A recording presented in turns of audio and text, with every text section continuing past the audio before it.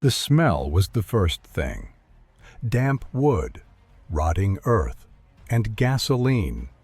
Sharp, stinging gasoline, soaked into Russian tobacco. It was the only thing that could confuse the dogs. For 72 hours, 2 men lay curled in a hollow space less than 3 feet wide, buried inside a massive stack of timber. If they moved, they died. If they coughed, they died. Outside, the sirens screamed. They could hear the boots of the SS guards crunching on the gravel less than 2 yards away. They heard the dogs panting. They heard the orders shouted in German. Find them, alive or dead. It was April 7, 1944. The men inside the woodpile were not just trying to save their own lives. They were memorizing numbers, thousands of them. Because inside their heads, they carried the schematics of a machine designed to murder millions. And they had to get those numbers to the outside world before the next train arrived. Would you risk being shot to tell a world that didn't want to listen? This is not the story you think you know about the Holocaust. We have seen the liberation footage. We have heard the survivor testimony. But this is different. This is not a story about liberation. It is a story about evidence, a warning, a specific, mathematical, undeniable warning that was carried out of the darkest place on earth by 2 men who refused to die. In the next few minutes, we are going to trace the 72 hours that Walter Rosenberg and Alfred Wetzler spent buried alive, waiting for the guards to give up, and we will uncover the devastating tragedy that followed their escape. Because getting out was only half the mission. Getting the world to believe them, that was the war they couldn't win. By the spring of 1944, the final solution was no longer a secret inside the fences of Auschwitz-Birkenau. It was an industry. The camp had expanded into a sprawling complex of subcamps and factories. But its primary purpose remained hidden from the Allied public. To the outside world, Auschwitz was a labor camp. A harsh place, yes, but a prison. The reality was a factory floor of death. Walter Rosenberg, who would later take the name Rudolf Vrba, worked on the ramp. He counted the trains. He counted the people. He memorized the arrival dates, the countries of origin, and the selection rates. He knew that only 10% of the arrivals entered the camp. The other 90% went directly to the chimneys. But in early 1944, the SS began constructing a new ramp, a new rail line that led directly to the crematoria. The SS referred to the new construction as Mexico. It was an unfinished section of the camp, designed to hold tens of thousands of new arrivals. The camp resistance had intercepted information that confirmed why. Hungary. 800,000 Jews lived in Hungary, the last surviving Jewish population in Central Europe. The Nazis were coming for them. The furnaces were being upgraded to handle 12,000 bodies a day. We saw how vital intelligence was ignored in our previous episode on the spy who betrayed Hitler to save Russia. Stalin executed him rather than believe the warning. But here, the intelligence wasn't about troop movements. It was about the extermination of a people. The Hungarian Jews had no idea. They were being told they were being resettled for labor. Vrba realized that if the Hungarians knew, if they really knew what awaited them at the end of the line, they might fight, or hide, or run. Panic would disrupt the machine. He had to warn them. But first, he had to do the impossible. He had to leave. The plan relied on a quirk of Nazi bureaucracy. When a prisoner went missing, the SS initiated a camp-wide alarm. 3 days.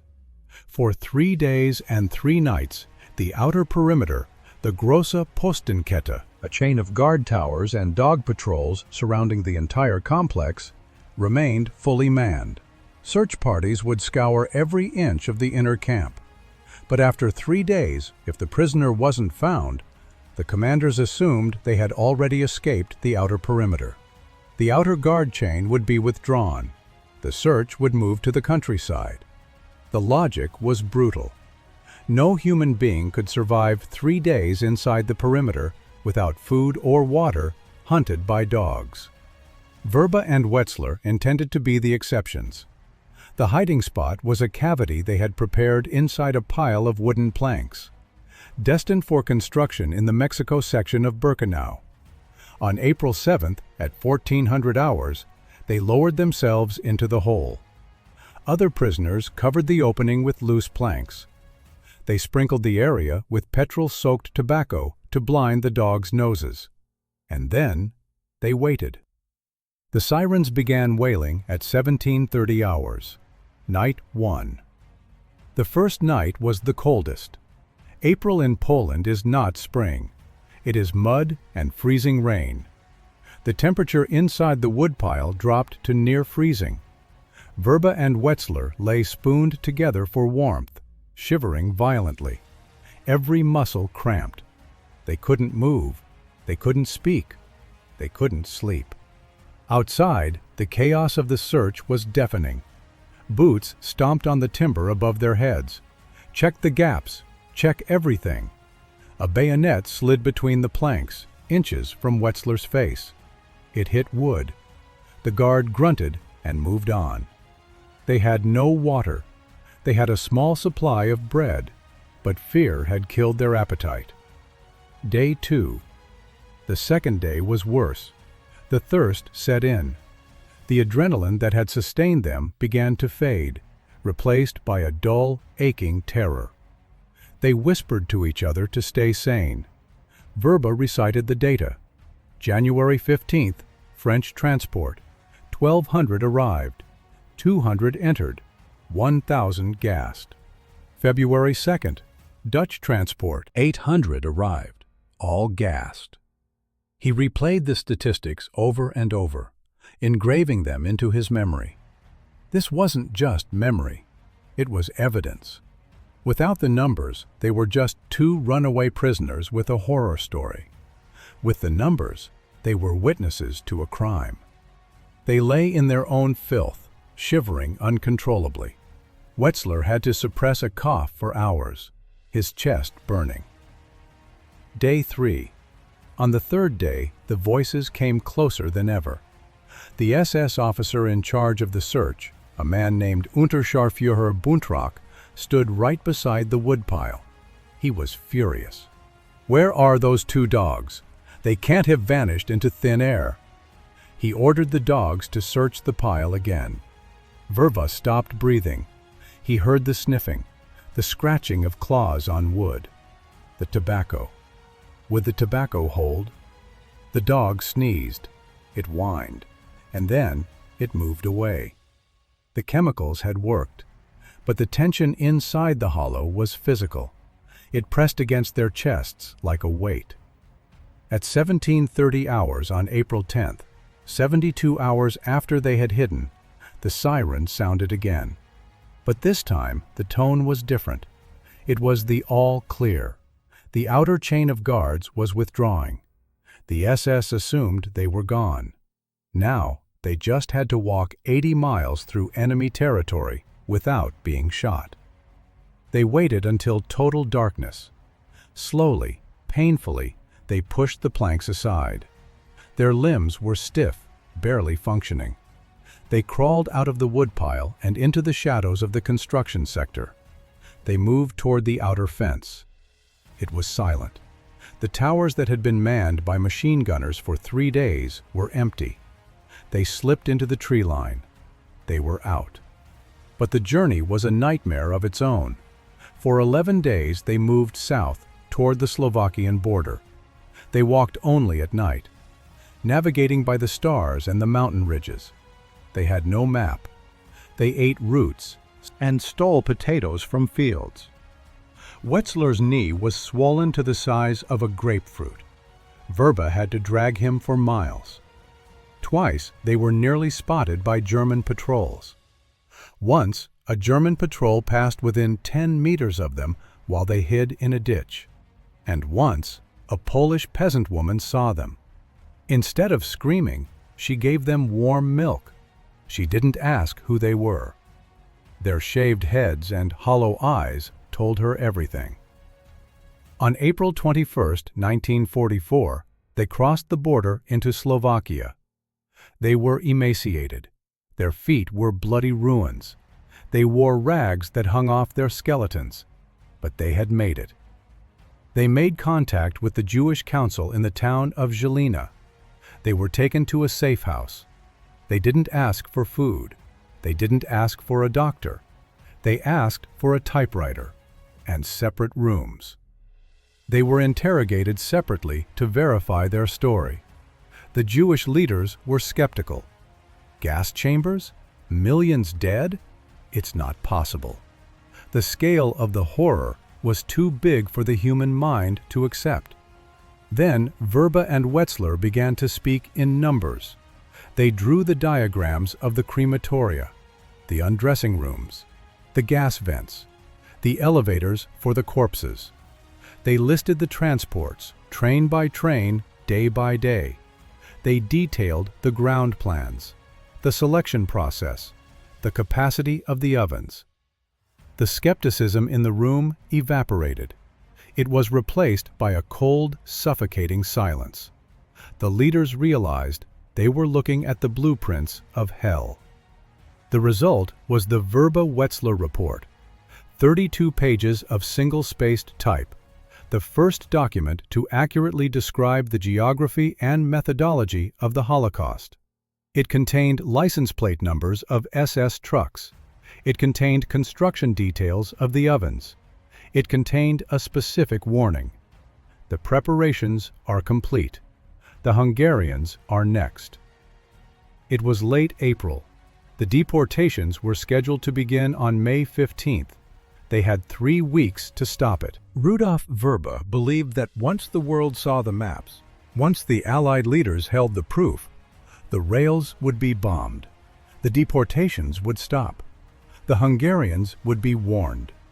He believed logic would prevail. He was wrong. The report was smuggled out. It went to Hungary. It went to the Vatican. It went to London and Washington. Vrba waited. He expected the Allies to bomb the rail lines. He expected the Hungarian Jewish leaders to warn their people. Don't get on the trains. Run. Hide. He expected action. What he got was silence. The report reached the leader of the Hungarian Committee for Aid and Rescue, Rudolf Kastner. Kastner read it. He knew it was true. But Kastner was in the middle of negotiations with Adolf Eichmann. He was trying to buy the lives of a few thousand prominent Jews. He believed that if he released the report, if he caused a panic, the Nazis would cancel the deal. So he buried it.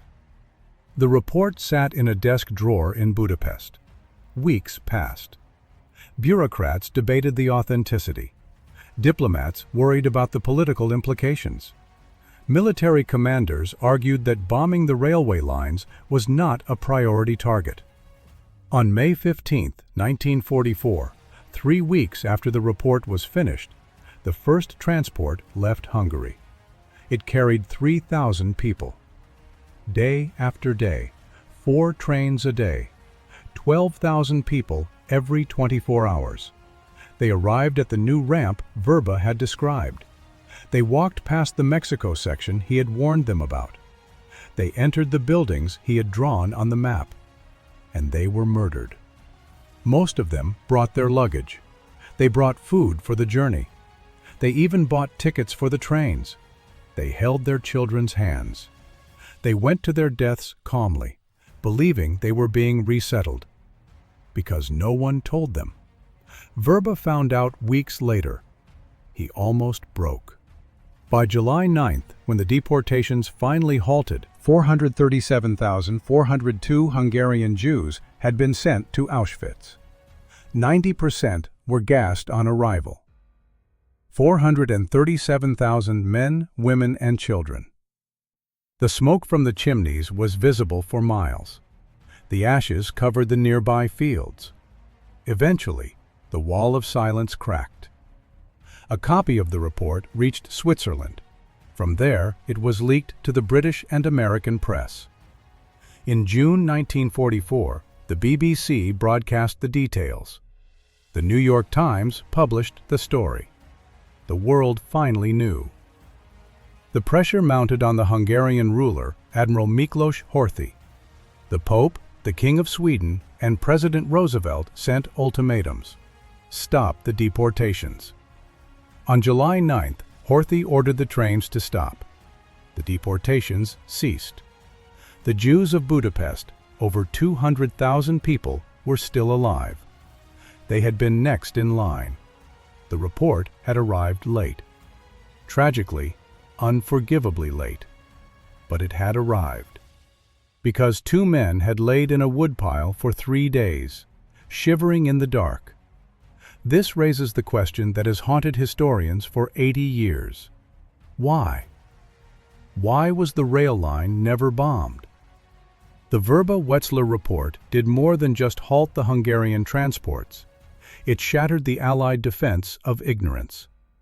Before this, leaders in Washington and London could claim they didn't know the specifics.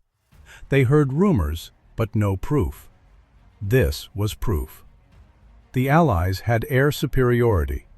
On August 20, 1944, American bombers attacked the IG Farben factory complex. That factory was less than 5 miles from the gas chambers. The bombs fell on the synthetic oil plant. Looking at the aerial reconnaissance photos that clearly show the smoke of the crematoria, it is hard to understand. The pilots could see the camp. They had the range. They had the coordinates provided by Vrba. Vrba later said, "I could not understand it. We were waiting for the bombs. We were praying for the bombs, but they never came." The decision was not tactical. It was political. The U.S. War Department stated that air support could not be diverted from decisive operations for rescue missions. The military command decided that the best way to save the prisoners was to win the war quickly. Diversion of air power was considered a strategic error. The definition of decisive did not include stopping a factory of death. It is a calculation that history has found hard to forgive. Wars and myths exist for one reason: to document what really happened. Not the Hollywood version, not the simplified textbook summary. The decisions, the costs, the men who paid for them. If that matters to you, subscribe. We do this every week. Rudolf Vrba survived the war. He eventually moved to Canada. He became a scientist, a professor of pharmacology. But he never found peace with what happened in 1944. He lived with the anger of a man who had screamed fire in a crowded theater, only to watch the ushers lock the doors. He later said, "I am not a historian, I am a witness." But the burden of the witness is heavy, especially when the testimony is ignored. He rarely spoke of the war in his later years, but he kept the tattoo. Number 44070, evidence. The men who survived the camps, those who eventually returned home, carried this silence with them for the rest of their lives. Most never spoke of it. Did your grandfather fight? Your great-uncle? Did your grandmother work in the factories while they were gone? The generation that lived this is almost gone. History hits different when it's personal. If this battle, this decision, this moment connects to your family's story, tell us. The comments section is an archive too. Rudolf Vrba died in 2006. His co-escapee, Alfred Wetzler, died in 1988. The report they wrote is now a public document. You can read it online. It is dry. It is technical. It is a list of trains and numbers. But if you look closely at the pages, you can almost smell the gasoline. and the damp wood. The war ended. The trains stopped. But the question remains. The report saved 200,000 lives. But for 437,000 others, the warning came too late. That story is next. The file is still classified. The questions are not.